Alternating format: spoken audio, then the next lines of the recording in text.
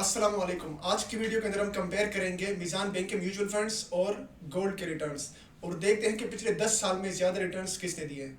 आए स्टार्ट करते हैं। अच्छा, पहले हम बात करते हैं मीज़ान के इक्विटी फंड की, मीज़ान इस्लामिक फ़ंड के, और देखते हैं कि इसके रिटर्न्स कितने हैं।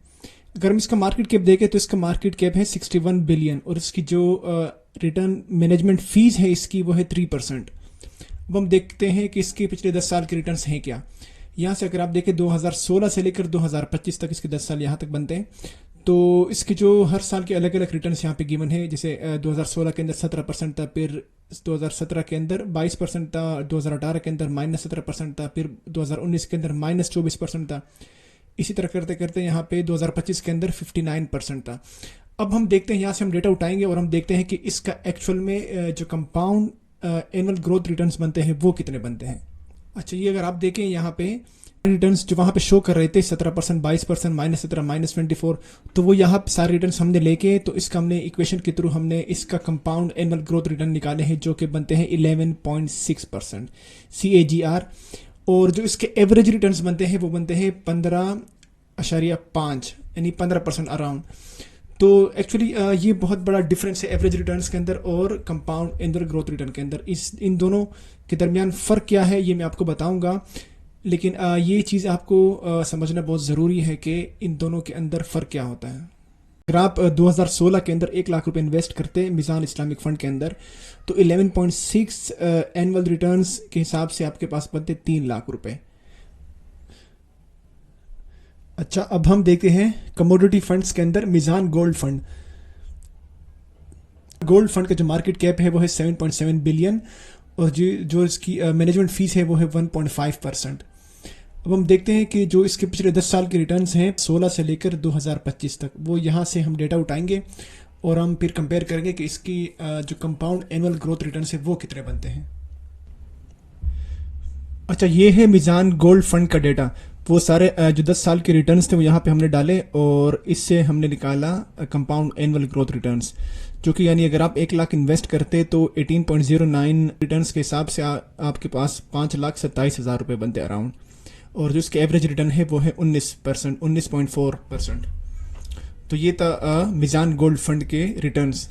अच्छा, अब यहाँ पे भी आपने कंपाउंड एनुअल ग्रोथ रिटर्न्स ही आपने देखने हैं, एवरेज रिटर्न्स नहीं देखने, क्योंकि जो एक्चुअल रिटर्न्स होते हैं वो कंपाउंड एनुअल ग्रोथ रिटर्न ही होते हैं जो आपकी एसेट्स की रियल वैल्यू को शो करती है। जैसे यहाँ पे है 5,27,000 रुपये अराउंड, तो ये 18.09% के हिसाब से है, 19.425% के हिसाब से नहीं है। तो ये बात आपको जहन में रखनी है।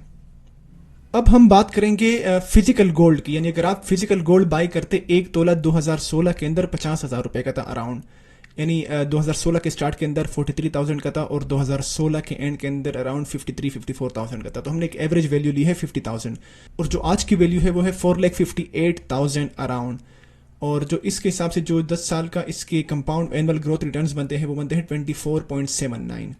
तो इसके हिसाब से अगर आप 1 लाख इन्वेस्ट करते 2016 के अंदर, तो वो 2025 के अंदर 9,16,000 रुपये होते हैं। अच्छा, अब हम तीनों को कंपेयर करेंगे एक साथ।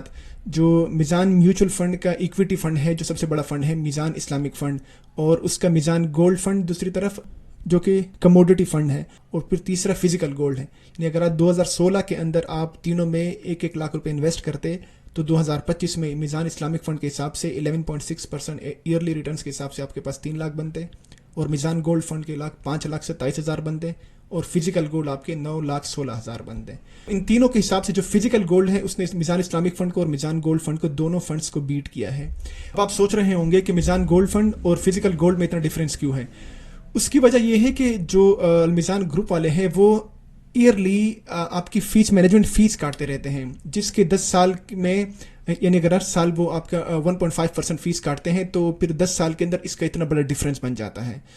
अब जाहिर से कि इन्वेस्टमेंट कंपनीज ने भी अपना सारा एक्सपेंस निकालना होता है, तो वो फिर हर साल आपसे 1.5% चार्ज करती है, और फिर लॉन्ग टर्म में उसके अच्छे खासे इफेक्ट पड़ जाते हैं। जो अब 10 साल के इफेक्ट अब यहाँ पे इसके देख सकते हैं कि 5 लाख से 9 लाख का, यानी कि 4 लाख का डिफरेंस है। गोल्ड बाई करते हैं या फिर गोल्ड के ETF यानी फंड आप बाई करते हैं, तो जो आपको फिजिबल हो आप वही बाई करें।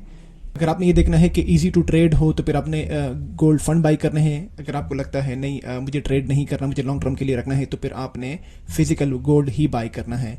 यानी अगर आपने ट्रेडिंग करनी है तो आप ETF बाई करें, अगर आपने लॉन्ग टर्म के लिए रखना है, होल्ड करना है, तो फिर आप फिजिकल गोल्ड बाई करें, ताकि हर साल आपके ऊपर जो मैनेजमेंट फीस है 1.5% वो उसके ऊपर ना लगे। अच्छा, ये वीडियो देखने के बाद अब आप बताएं कमेंट सेक्शन के अंदर कि आप इक्विटी फंड लेना पसंद करेंगे या फिर गोल्ड फंड या फिर फिजिकल गोल्ड, इन तीनों में से आप कौन सा लेना पसंद करेंगे, ये आप हमें बताएं कमेंट सेक्शन के अंदर।